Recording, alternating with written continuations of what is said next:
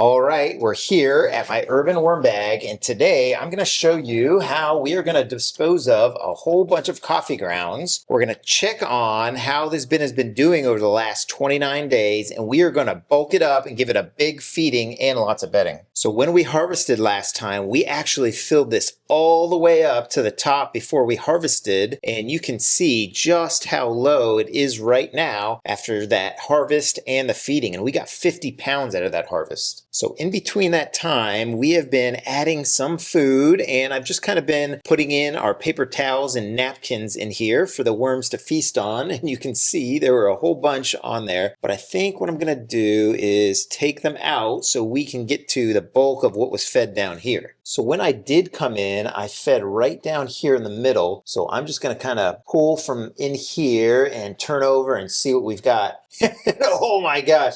Check it out. We have got tons of worms from where I've been feeding, and it looks like I put in a whole apple. Now, these are feedings that I put in aside from the big one we gave them right after the harvest. And yeah, some other apples, and I see some mites right there. And then I see even more mites right here on this banana. So yeah, they are going to town on it, and the mites are helping them break down the food. So let's go over what we fed them last besides the stuff that we put in here. First, we laid down our burlap and put a bunch of old uneaten bedding on top. Then we dumped in a bunch of pumpkin guts from our jack-o'-lanterns. We also gave them some coffee grounds and eggshell grit and buried it up with a bunch of shredded cardboard and another new piece of burlap. Then we harvested the bin. Next, we added back in all the overs from the harvest and added some big pieces of pumpkin. We topped it all off with shredded cardboard and our new piece of burlap, and what you see here is kind of the level that we got all the way down to. Now, all that bedding that we put on here is right here, and it is a very good moisture. I put it in dry, and we're going to do that again, and I'm going to have to wet it down. So let me just kind of see where the castings level is, and oh yeah, a bunch more worms right there.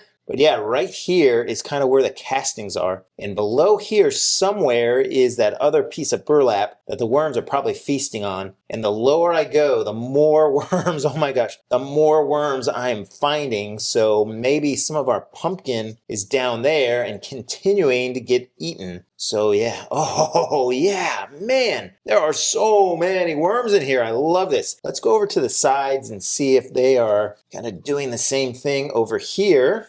And I'm seeing lots of castings, not quite as many worms, but that makes sense because the feeding was in the middle. Yeah, things are looking just great in this bin. Now, this is the lowest I have ever seen it. We got 50 pounds out. Probably could have got about 75 pounds. I think I could have filled another mortar tray, but I'm not trying to start the whole thing over. I'm just trying to keep going with it. So what I'm going to do is I'm going to kind of mix things up a little bit, and then we're going to give it another mix because I'm going to show you how to add a whole bunch of coffee to your worm bin. So let's go with that. I love seeing all those worms.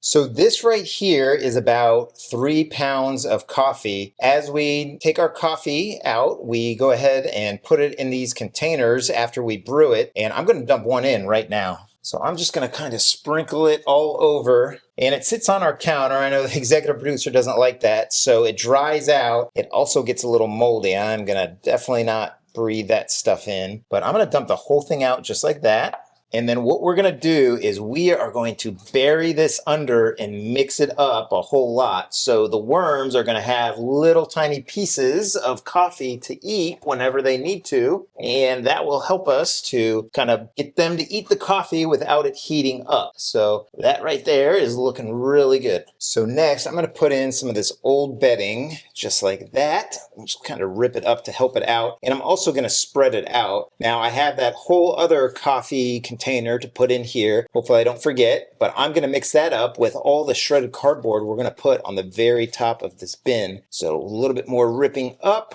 and spreading out. And we've got a really big feeding for them. It has been collecting because if you might look or be wondering, I haven't harvested one of my worm bins and it needs to get harvested. I have been feeding it, but it is not catching up with all the slack I have on food, and that is my vermi hut. So let's start with this piece of watermelon here, and it is just part of the 6 pounds of food I'm going to be putting in. Next, we've got this big old bag of food scraps, and we actually have a couple pieces of toast, but I'm going to do something different with those. I guess toast on one side, bread on the other. But if you put bread or any kind of, I don't know, pastries or kind of bread-like material, it tends to dry out. So what I'm going to do is put it just like that and then put the watermelon right on top of that. And this has been previously frozen and it'll kind of release its liquid right into there. All right, so now we can dump in some of this other food. And oh yeah, we've got some bananas right here. Definitely a worm favorite. Got some more there. We've got an avocado that looks like it was cut up. Hopefully it splits up when it thaws out. Another avocado right here. They tend to go bad. I've got a whole tomato. Got some lettuce stalks, so lots of great food there. This is a potato. Always very interesting. I like to cook them and freeze them. That helps them to break down so they don't rot within your bin. And then we've got another baggie of food right here we're gonna dump in.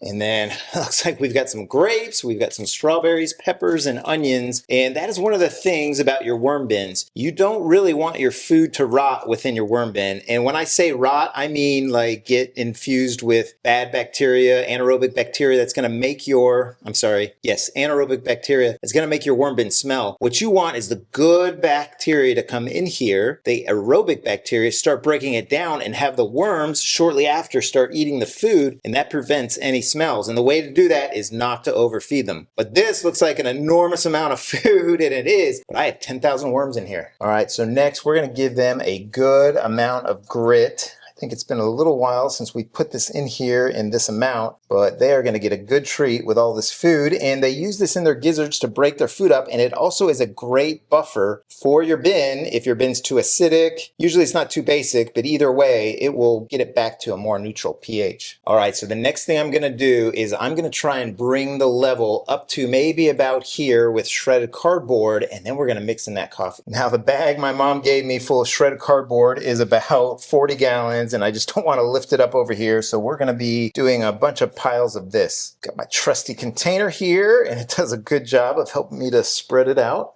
Boop. And one of the things that I love about the shredder that I got my mom, one is that now she shreds my cardboard, but two, the pieces here are so tiny. Now this is cut from a 12 sheet cross-cut micro shredder. The 12 sheet is what kind of makes it be able to go through that corrugated cardboard. The cross-cut is what makes it so small, and the cross-cut, which makes it to a level about that big, but the micro is what gets it that small. So make sure 12 sheet cross-cut micro shredder. And I think maybe one or two more will do it. You can probably speed this part up, but do a little overly sound for this. I think one more is going to do it. So there we go. Now let's add the coffee. I almost forgot. So I'm going to try and do this with a little bit less dust.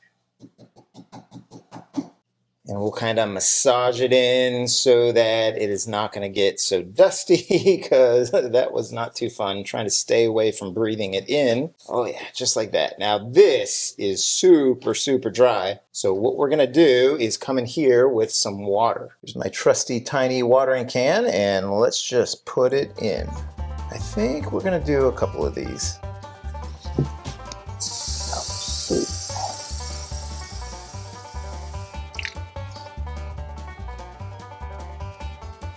Find this to be a lot easier than soaking my cardboard, kind of getting myself messy, but either way will do. I think I'm going to do one more. I don't think this will leak out the bottom, but I have a mortar tray underneath just in case. Now this is not needed, but we're going to go ahead and put the burlap on top. And I get a lot of questions about, what kind of equipment do I use and where can I get it? I've got links in the description and pinned comment of all the worm equipment that I use, so go ahead and check that out. So I hope you found this video helpful, and if you did, hit that subscribe button and give me a like. And since I know a lot of you are itching to start seeds and get a jump on your spring harvest, this video on the 7 ways I use worm castings is a perfect video to watch right here. All right, just a little bit more water to get the burlap wet, just like that. Perfect. So I hope you're having a great day. I hope your worm bins are doing fantastic. So happy vermicomposting, everybody. Take care now.